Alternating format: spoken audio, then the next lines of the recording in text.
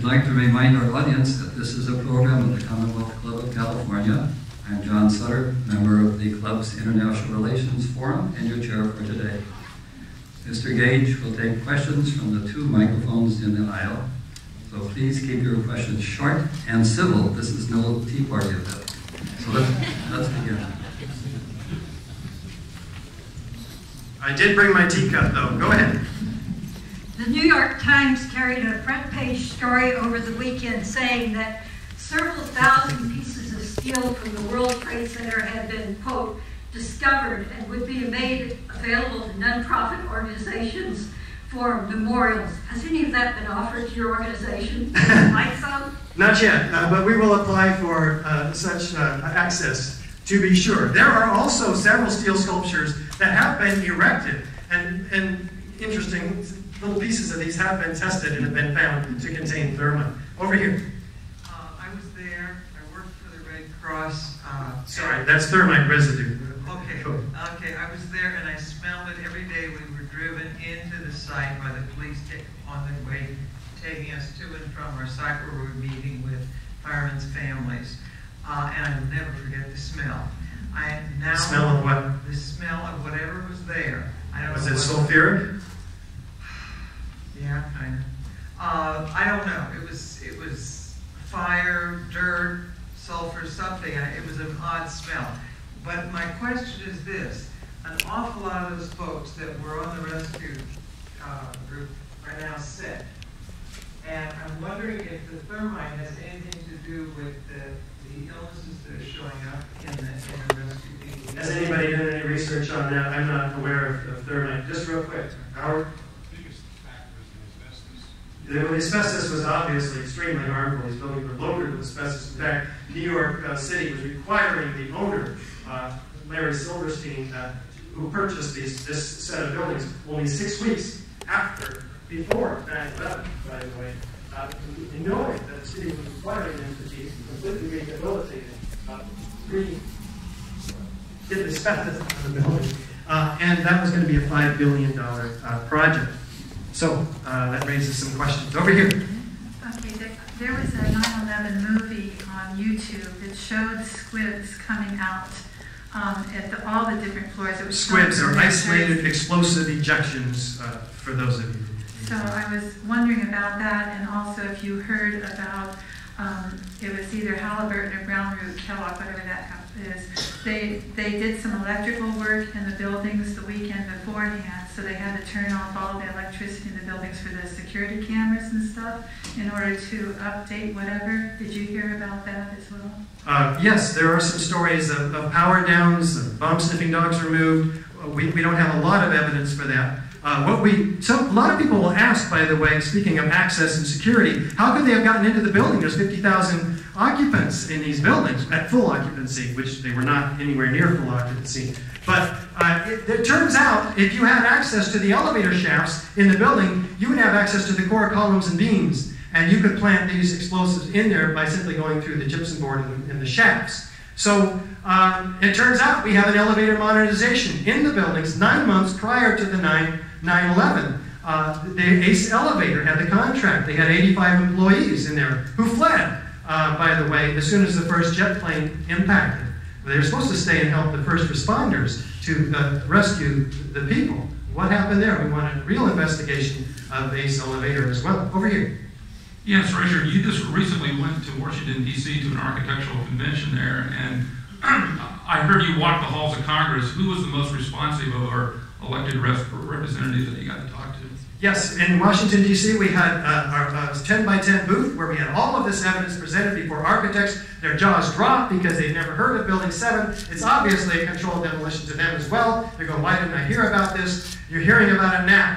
Let's do something. Sign our petition. We got a whole lot of petitions signed. We then had several appointments, about 20, with congressional offices. One of them, Congressman Hunt, can I say this?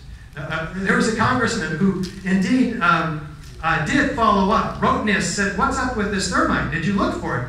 NIST writes back, no, we didn't look for it. It would have been inconclusive because there's aluminum and steel in the building, so don't worry about it. It's all under control. So we're going to be writing about that as well. Thank you. Over here. Yeah, do you have an opinion about Oklahoma City? I think it's sort of weird that a fertilizer bomb in front can like blow out a building from 2 different places outward. There are people traveling the country who have researched the Oklahoma City bombing of the Murrah building and have found many incongruities, many problems with the official story, a lot of evidence suggesting more than one explosive, and I encourage you all to do research there. I haven't really done it, but I've heard enough to disturb me. Over here. You're talking about the Twin Towers and WTC 7 both being controlled demolition, but they look pretty different. And I'm wondering what the difference is. Yes, thank you. Building 7 was a classic, appears as exactly as a classic controlled demolition, an implosion, whereas the Twin Towers, everything is explosive. Blowing outside the footprint, very explosive. Why would that be? Well, perhaps because they didn't have access to the perimeter walls, the charges in the building had to be explosive, enough power to blow not only the core structure, but the floors and the perimeter as columns as well. Also remember that this is what amounts to a psychological operation against the American people. Those who researched this cite that if you want to go to war, you do it like every other war that's been started. If you do the research there, you find false flag operations that are set up attacking your country, blaming it on another, so you have an excuse to go to war. Vietnam, World War I, World War II, the sinking of the Maine, the Spanish Civil War, the incident with the USS Liberty. Research all of those, even Pearl Harbor. You'll find many, many very interesting facts that you not hear in the mainstream media. You cannot get accurate information that you can trust in the mainstream media. You learned that tonight. Now's your time to start. Get on the internet. Google 9/11 truth. Google false flag operations. You'll find a whole history that you may have been completely unaware of, as was I 3 years ago. Over here. Could you comment on Shorenstein saying take the building down? I think that was his name, the owner of the building. And the videos at the DOD and also the Cleveland Airport list. Well, Larry Silverstein was the owner of the building. Let's listen to him. It's been considered the starting point for rebuilding. Located north of the slurry wall, 7 had been cleared faster than the rest of the site, and there had been no bodies to recover. Pelted by debris when the North Tower collapsed, 7 burned until late afternoon, allowing occupants to evacuate to safety. I remember getting a call from the fire department commander telling me that they were not sure they were going to be able to contain the fire. I said, we've had such terrible loss of life. I mean, this smartest thing to do is pull. And they made that decision to pull, and then we watched the building collapse. What does he mean? Well, he came back later and said, I meant to pull the firemen out of the building. But it's documented that there were no firemen in the building to pull out. They were scratching their heads, wondering why they weren't fighting the building. The other question had to do with the Pentagon. There's enough confusion about the evidence relative to the Pentagon to scare even the worthiest researcher from it, and disinformation as well. So we don't touch it because the evidence is very clear, especially when you look at the rest of the 2 hours that we have available for you tonight outside. And I think we're ready. There's time for just one more question, and so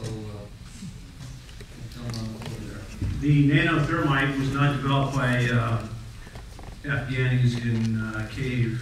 It was developed with NIST in collaboration with the Lawrence National Laboratory, controlled by UC, University of California system.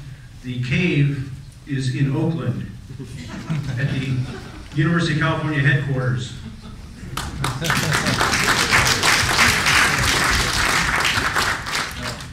Thanks to Richard Gage, speaker on 9/11 Blueprint for Truth. Building 1? Yeah. Re-examining the destruction of the 3 World Trade Center towers for enlightening us today. We also thank our audience here, and especially Karen Kiefer of the International Relations Forum for helping making this event possible.